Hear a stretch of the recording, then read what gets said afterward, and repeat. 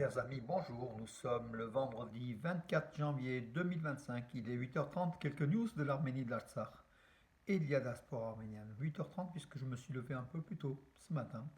À 10h, nous avons donc la réunion, l'Assemblée générale des anciens combattants français d'origine arménienne. Ça se passe à Valence. Voilà, donc tout à l'heure, je vous ferai même une vidéo si vous voulez, donc en live pour voir comment ça se passe ici à Valence, les réunions des anciens combattants français d'origine arménienne, avec Georges Heressian, Rosso Villiers, Alain Escusian et une quinzaine d'autres membres donc, de l'association, du bureau de l'association. Donc, à retenir aussi, mes amis, donc sur France 2, le dimanche 2 février, donc ça sera pas ce dimanche, ça sera dimanche d'après, le 2 février à 9h30, Chrétiens orientaux sur France 2. Secret des manuscrits arméniens du Madenataran, donc un reportage, enfin je dirais même exceptionnel, d'une rare, enfin, qu'il faut regarder tout simplement, hein, voilà, sur les manuscrits arméniens, donc conservés au Madenataran d'Erevan, de la bibliothèque des manuscrits anciens. Voilà, donc aussi sur France 2, ça sera le 2 février. Alors, et puis bon, en fait divers, une attaque contre une école arménienne à Istanbul donc, a eu lieu, donc c'était le 22 janvier.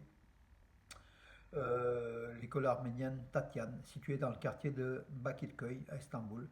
Les fenêtres d'école ont été brisées à la suite d'une attaque armée et des impacts de balles ont été constatés. Ils ont été vus sur les murs, donc les impacts. Une perquisition au domicile de l'un des suspects arrêtés a permis la découverte d'une arme de poing illégale. Voilà, les caméras ont servi à la police donc d'Istanbul d'arrêter rapidement les malfaiteurs. Voilà, a priori on ne connaît pas trop les mobiles, mais a priori c'est plutôt c'était des personnes qui étaient déjà affichées a priori. Hein, voilà, donc on ne sait pas si c'est un acte anti-arménien. Quoique une école arménienne, ça peut être la cible, hein, bien sûr, d'un acte anti-arménien. Donc on verra la suite peut-être de ce qui en sera. Si la justice turque, comment dirais-je, essaye de nous informer là-dessus. Donc Nicole Pachinian, le Premier ministre d'Arménie, est à Davos. Donc Davos, la station, donc il vient de la station de ski en Suisse, où les rencontres économiques chaque année réunissent des dizaines et des dizaines de chefs d'État. Nicole Pachinian a fait un certain nombre de rencontres. Donc, il a notamment rencontré, en fait, il a eu un entretien avec Mark Rutte, qui est le secrétaire général de l'OTAN. Voilà, donc le Premier ministre arménien Nicole Pachinian qui a rencontré le secrétaire général de l'OTAN à Davos. Donc, au cours de la réunion, les interlocuteurs ont discuté des opportunités de développement de coopération entre l'Arménie et l'OTAN en soulignant la mise en œuvre efficace de l'agenda bilatéral. Donc voilà, donc le responsable de l'OTAN, le secrétaire général de l'OTAN a affirmé que l'Arménie était un pays important pour l'OTAN et que l'OTAN allait faire des efforts pour encore renforcer davantage les liens avec l'Arménie. Donc d'ailleurs sur sa page X, donc ex-Twitter, Mark Rutte, le secrétaire général de l'OTAN, a affirmé: nous avons eu une bonne discussion à Davos avec le Premier ministre Nicole Pachinian sur la poursuite du dialogue et de la coopération entre l'OTAN et l'Arménie. La région du Sud-Caucase est importante pour notre sécurité mondiale. J'encourage les efforts visant à renforcer une paix durable entre l'Arménie et l'Azerbaïdjan. Nicole Pachinian a profité de cette rencontre pour présenter au secrétaire général de l'OTAN la carte, le carrefour de la paix, donc présentée par le gouvernement arménien justement pour un petit peu pour ouvrir l'Arménie au transport, aux communications internationales entre l'Azerbaïdjan, la Turquie, l'Iran, la Géorgie, la Russie. Voilà, donc carrefour de la paix du gouvernement arménien qui a été présenté au secrétaire général de l'OTAN. C'est une parade en fait, c'est une offensive contre le corridor des Zangezur tant voulu par le monde pantouranien, Azerbaïdjan en Turquie. Alors, encore une fois, à Davos, donc toujours, donc Nicole Pachinian a rencontré, bien sûr, il a rencontré également, il a rencontré donc le responsable, le président mondial de Goldman Sachs, donc la banque d'affaires hein, d'investissement, Jared Cohen. Donc, il a rencontré donc avec ce dernier, donc le Goldman Sachs, a affirmé que l'Arménie est un pays intéressant, donc voir donc les investissements futurs de Goldman Sachs en Arménie, donc c'est important aussi, voilà, pour l'Arménie. Nicole Pachinian a aussi rencontré son homologue, donc Premier ministre de Thaïlande, voilà, ils ont estimé ensemble la coopération dans le domaine de la haute technologie, du tourisme, du commerce et de l'éducation, qui était prometteuse, donc les liens entre l'Arménie et la Thaïlande. Alors, comment s'appelle-t-elle cette première ministre de Thaïlande? C'est Paetongtarn Shinawatra. Voilà, donc bravo aussi pour ces rencontres qui conviennent d'encourager entre l'Arménie et la Thaïlande, un pays qu'on parle peu hein, dans l'agenda de l'Arménie. Le secrétaire du Conseil de sécurité de l'Arménie, Armen Grigorian, a dit qu'il y a des vols intensifs qui transportaient très probablement du matériel militaire vers Bakou. Voilà donc en fait le risque d'une guerre en fait. Voilà donc un responsable de la sécurité de l'Arménie qui affirme cela en disant qu'il y a des vols importants entre Israël, il n'a pas cité le pays mais c'est Israël hein, et Israël et l'Azerbaïdjan qui transportent des armes. En outre, nous constatons que des exercices militaires intensifs sont menés. Nous voyons des vols intensifs en provenance d'autres pays qui transportent très probablement du matériel militaire à Bakou, a-t-il annoncé, voilà, lors d'un briefing après la session gouvernementale, donc hier, 23 janvier, à Yerevan. Selon Armen Grigorian, ces dernières années, l'Arménie a travaillé dans diverses directions pour créer autant de stabilité que possible dans la région. La présence de la mission d'observation de l'UE en Arménie, dont nous espérons qu'elle sera bientôt prolongée, l'adhésion de l'Arménie au statut de Rome, que nous considérons comme un facteur important du point de vue de la stabilité.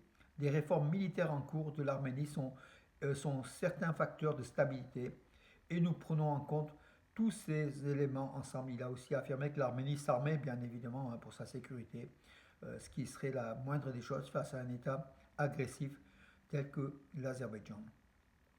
Alors, toujours au forum de Davos, économique international de Davos, Nicole Pachinian il a participé à une table ronde en fait, hein, donc organisée par un journal important américain.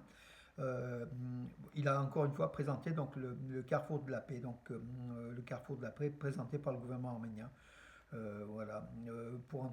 Alors aussi, il a évoqué le projet de loi adopté par le gouvernement arménien pour entamer le processus d'adhésion à l'Union européenne, qui était à l'origine une initiative de la société civile, a affirmé donc Nicole Pachinian.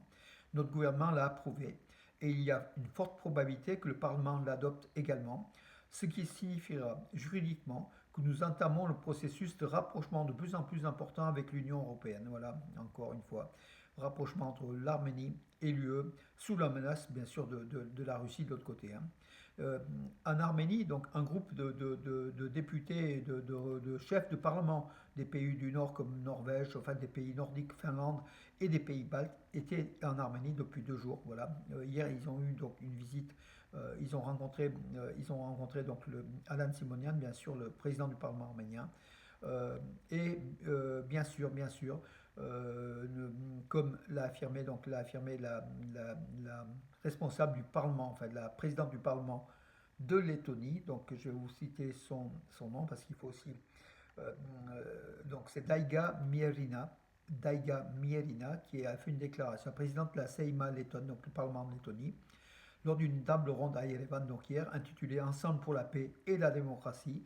Elle a affirmé qu'elle soutenait l'Arménie. Donc la décision de se diriger vers l'Europe sera historique pour l'Arménie, c'est ce qu'elle a affirmé.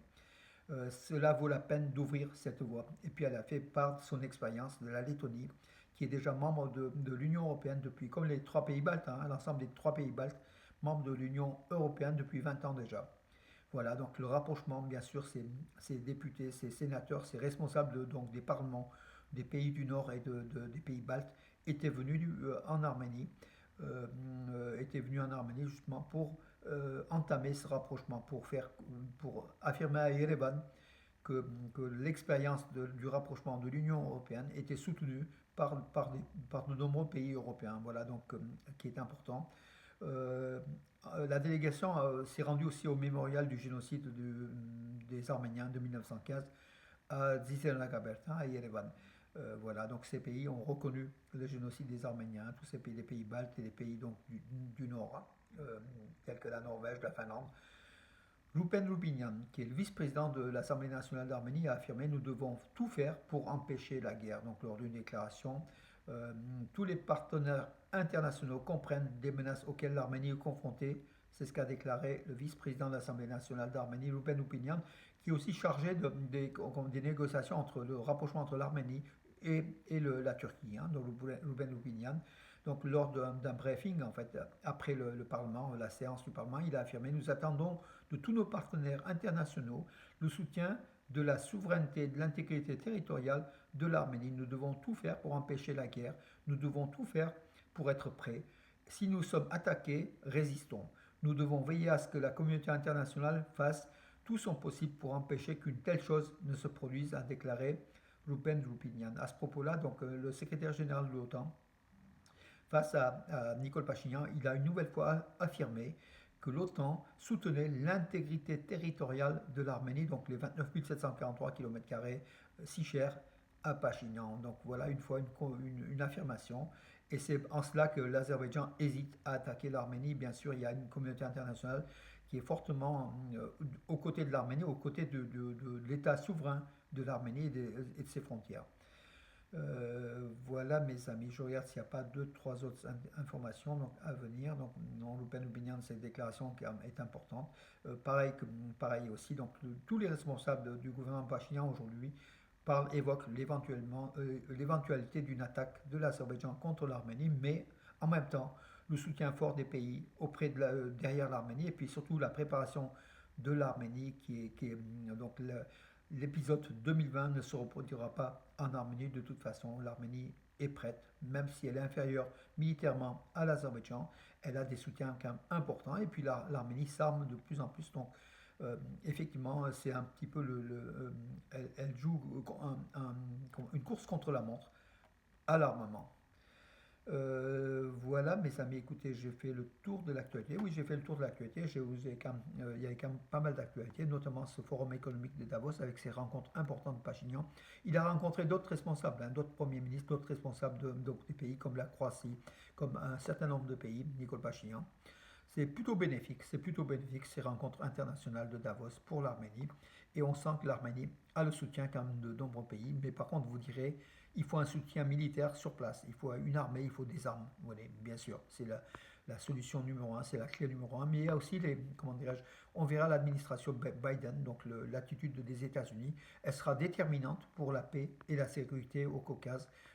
Voilà, et Bakou et Ankara tiendront compte, bien sûr, de l'avis de Washington, de Donald Trump, voilà, par rapport à son plan de paix au Sud-Caucase. Et l'Arménie, je m'en attends avec impatience les premières déclarations de Trump par rapport à ce Sud-Caucase et par rapport à l'Arménie et la sécurité justement de ce Sud-Caucase. Voilà mes amis pour aujourd'hui, je vous donne rendez-vous à demain et donc tout à l'heure pour la réunion des anciens combattants français d'origine arménienne à la fois. Et puis je vous donne rendez-vous à demain matin pour les informations. Bonne journée.